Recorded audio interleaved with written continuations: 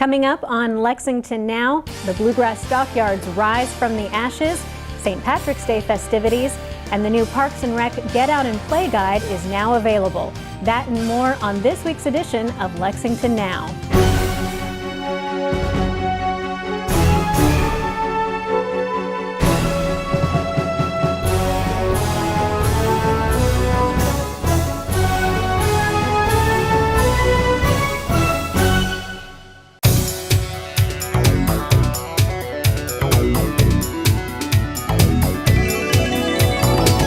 Hi, I'm Brenna Angel in for Sherelle Roberts for this week's edition of Lexington Now, where we cover the news that shapes your urban county government. Well, who could forget the 3-alarm fire that destroyed the Bluegrass Stockyards a month ago? We've got good news. It looks like the Bluegrass Stockyards will be staying right here in Fayette County. Today we are announcing the Bluegrass Stockyards will have a new home right here in Fayette County on Ironworks Pike. We fought to keep the stockyards because it is so important to Lexington and Fayette County. It's a big part of our history, 70 years for this company in Fayette County, and it's a big part of our future. Bluegrass Stockyards is to cattle what Keeneland is to thoroughbreds. It's the biggest cattle market group east of the Mississippi River. As we stand here before you today, 28 days after the fire, I hope there's no question in anybody's mind that we're people of action and we take our jobs really seriously. Some of the last 28 days have been some of the most difficult that any of us in our organization have lived in our lives. I think the community now has a keen understanding of exactly how important this business was, is, and will continue to be in this community, not just to the agricultural community, but to the community in general. As the 28 days have moved along and we have begun to spend fewer days, fewer hours looking backward and a higher and higher percentage of that time looking forward, a great deal of excitement has started to generate. A lot of discussions going on about what the development of this new livestock market can do for the community and the region, what other projects may well spin off of the excitement and the energy that comes out of this. And those are incredibly interesting and exciting discussions to be a part of. I was very excited as we've worked through this process to see the commitment from Mayor Gray, Kevin Atkins on his staff, Governor Bevins, Commissioner Quarles, and many other people in the community, a good leader in the ag community and friend and mentor of ours and mine, Frank Penn here in the community, and how that group of people has come together to make keeping this business in Fayette County an economically viable alternative for us. We looked hard, we deliberated about where our customers needed us to be and where we could best put a business in place that could be economically viable moving forward. And obviously there was a strong pull from within our organization to remain here in Fayette County, and I'm so excited to be a part of the announcement today that we're going to be able to accomplish that. We obviously have a lot of work to do. There'll be questions from in the community, questions that deserve to be answered. I pledge to the community that our approach, our plans will be very transparent, will be available, will be open to discuss and answer those questions. We want this process to be very positive. I don't want there to be any question about that. At the end of the day, if there's someone who chooses to disagree on the project and they're doing that based on fact, I can't argue with that. For more information, visit bgstockyards.com. It's that time of year when we focus on all things Irish, and this year's St. Patrick's Day Parade is bound to be bigger and better than ever. We're looking forward to a day full of fun activities for the entire family with the 37th annual Alltech Lexington St. Patrick's Day Parade and Festival. It starts in the morning with the Shamrock Shuffle. We then have our Irish Festival that starts at 11. And then the highlight of the day is the St. Patrick's Day Parade, which is going to go right down Main Street from Midland Avenue all the way to Mill. We are looking forward to some of the bands and entertainment that's going on throughout the day will be in the parade as well. So you've got the Pipes and Drums Corps from here in Lexington. You've got a lot of the city groups in terms of the police and firefighters will be part of the parade. The Department of Veterans Affairs is going to put their vet center in the parade this year. So it's one of those things that we think is just going to be a great day for folks to get out and come join us.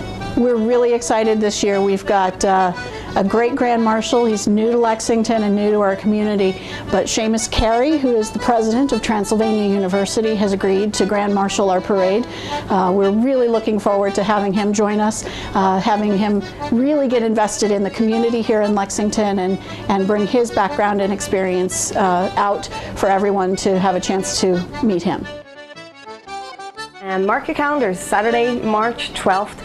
Come downtown Lexington for this 37th annual parade and festival. It's going to be a great day, great fun. Hopefully the weather is good, but if it's not, don't worry. We've got it under Fifth Third Pavilion, so your heads won't get wet, and there's lots of standing room and places to hide out if the rain does happen to fall on us. We've been lucky the last couple of years, so hopefully we'll be lucky again this year. Everything starts at 8 o'clock with the Shamrock Shuffle. 11 to 7 is the festival, with a break at 1 for the parade. We have wonderful kids activities this year. Bouncy Castle, Ronald McDonald is going to come down. There's going to be great activities for the kids. We've got wonderful vendors, food vendors, arts and craft vendors, a great variety this year. I think we've got the most vendors we've ever had since doing the festival. We've got wonderful live music, great off-the-boat Irish people and great local Irish bands. That'll come down and celebrate with us, and Irish dancers and bagpipers and everything you expect to see at an Irish festival. At 11 o'clock it starts with the Blessing of the Keg, and the fun will just keep going on then until 7 o'clock. So come down and enjoy your time with us, and if you need more information, check our website at lexingtonstpat'sparade.org.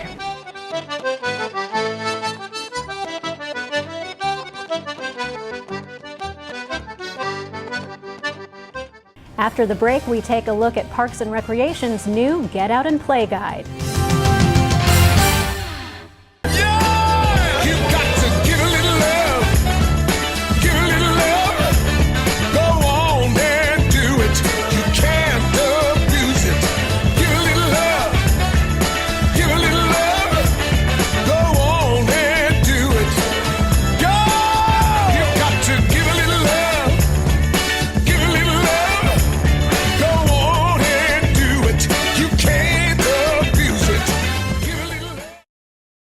We have an abundance of beauty and natural resources here in the Bluegrass.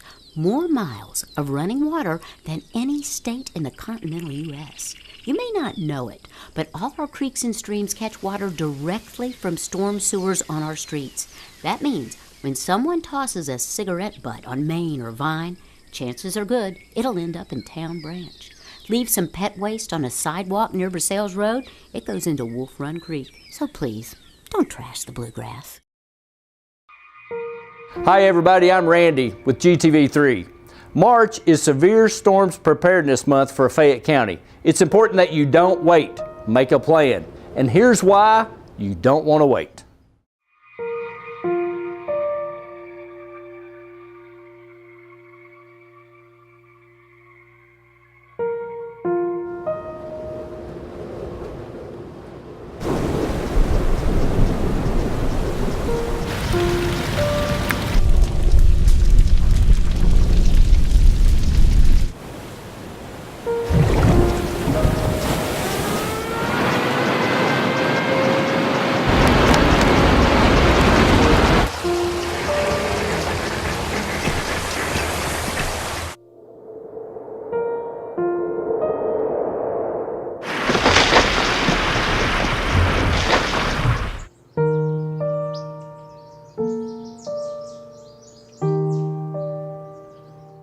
Don't wait. Communicate. For more information, be sure and visit BeReadyLexington.com. This message is brought to you by the U.S. Fire Administration. Have two ways out. When fire strikes, deadly smoke can fill your home within minutes. That's why the USFA wants you to plan and practice home fire drills. Draw a map of each level of your home showing all doors and windows. Discuss the map with everyone who lives with you. Practice your home fire drill at least twice a year. Make sure all doors and windows that lead outside open easily. Push the smoke alarm button to start the drill. Try feeling your way in the dark or with your eyes closed. Have at least 2 ways out of every room. If your first way out is blocked by fire or smoke, you can use your second way out. If there is smoke, get low and go. Crawl quickly under the smoke to your nearest exit. Close doors behind you and gather at a pre-planned outside meeting place where first responders can see you. Call 911. Remember, get out and stay out. Never go back inside for people, pets, or things. Learn more at www.usfa.fema.gov. Welcome to Your Health, starring Your Hands. On today's show, washing your hands. If people don't wash their hands often, especially when they're sick, they can spread germs directly to other people or onto surfaces that others touch. And before you know it, everyone has come down with something. It's important to wash your hands frequently with good soapy water. Here's some hand washing tips. Wash your hands after using the bathroom. Wash your hands after coughing or blowing your nose. Wash your hands before eating, serving, or preparing food. Wash your hands after playing with your pets or touching other animals. Wash your hands after outdoor activities. Wash your hands before and after visiting someone who's sick. Wash your hands when they get dirty. And wash your hands after changing those diapers. Thanks for watching Your Health, and remember, wash those hands frequently.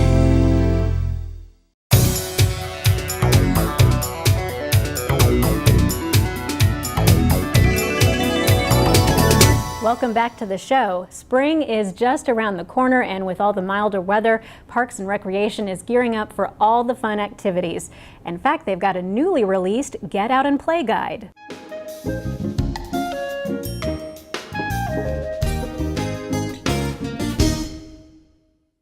My name is Patrick Martin, and I'm the Marketing Manager for Lexington Parks and Recreation. The 2016 Get Out and Play Guide, we just want to help remind people that we have 105 parks, which is something that a lot of people don't realize. And so we're really focusing on the get out and play, whether it's going into your neighborhood park to take a stroll, or going into one of the community parks to play a sport, or going out to a pool, or going out to one of our natural areas. We're not mailing them this year. You can pick them up here at the Government Center or at the Lex Call 311 Center, all of our parks offices, community centers, or recreational facilities, as well as Lexington Public Libraries. Visit our website, www.lexingtonky.gov/parks, and you'll see it on the front page. Registration is handled through different areas, so athletics begins March 1 for our spring and summer sports, and then summer camps, which I know everyone is interested in, online begins April 19th, and in-person begins April 21st. We do have a series of new programming called Adventure Programming. One of our naturalists out at McConnell Springs is going to be doing some primitive camping, overnight camping, an archery tournament at Heisel Farm Park, as well as canoeing on the Kentucky River, so be sure to look into that. Once again, you can pick up your Lexington Parks and Recreation 2016 Get Out and Play Guide at the Government Center, Lex Call 311, our recreation offices and facilities, as well as Lexington Public Libraries.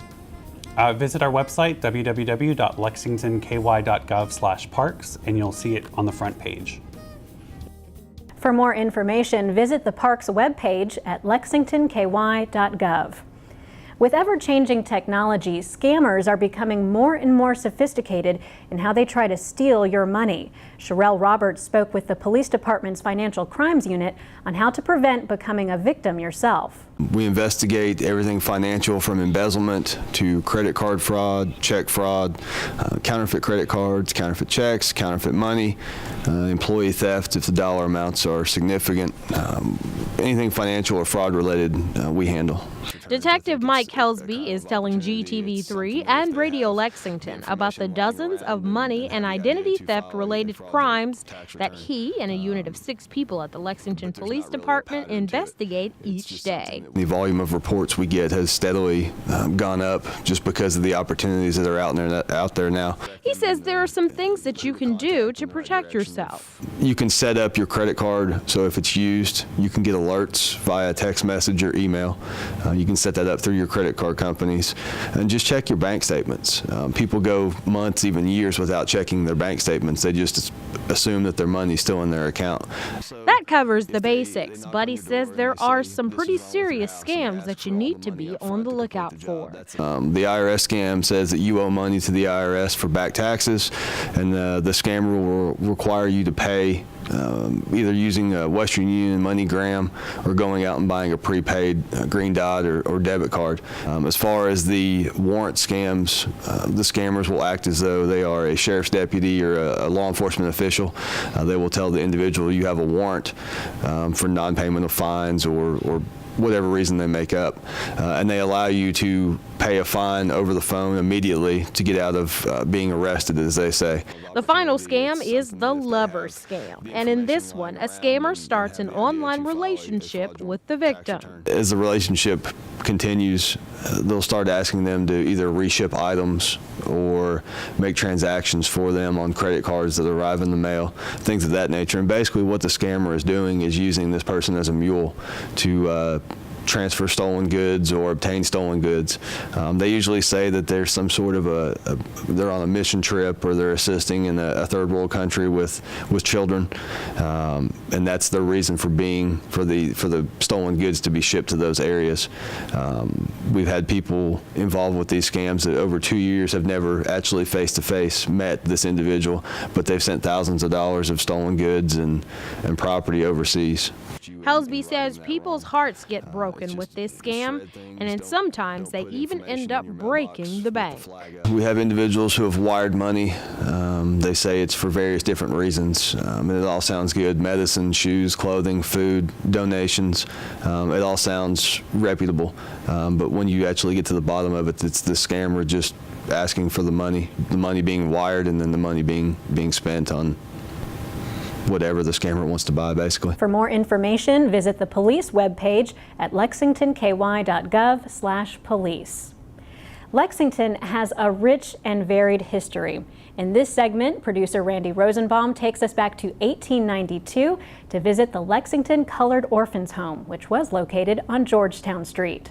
The Colored Orphan Home was incorporated with E. Bell Mitchell Jackson as president, Emma O. Warfield as vice president, and Ida W. Bates, secretary, Priscilla Lacey as treasurer, and 11 other women members of the Ladies Orphans Home Society. Captain Robert H. Fitzhugh, who was white, was a professional philanthropist for the home. Support came from bequests, fundraising, and donation.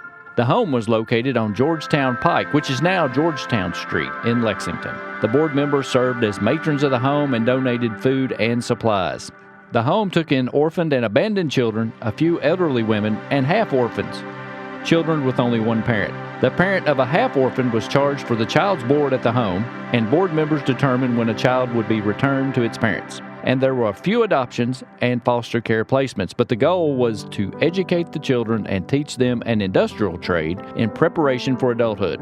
In addition to classwork, house chores, gardening, the children were taught kitchen duties, cooking, carpentry, chair caning, laundry, sewing, and the children made all of their own clothes and linen at the home, and they also did shoemaking and repairs. The shoes were made for the children and also sold to the community. The home continued in operation until 1988, when it became the Robert H. Williams Cultural Center.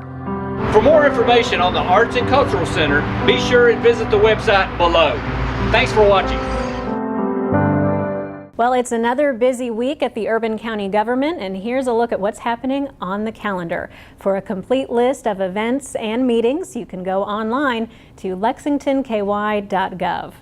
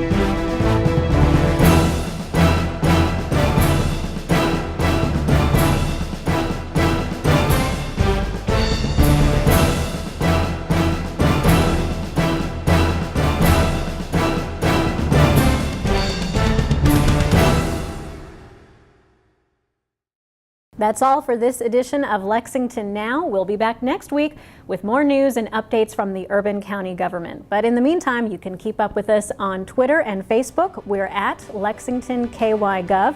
You can also follow us on YouTube. And for the latest traffic information, you can follow us on Twitter at LexRex.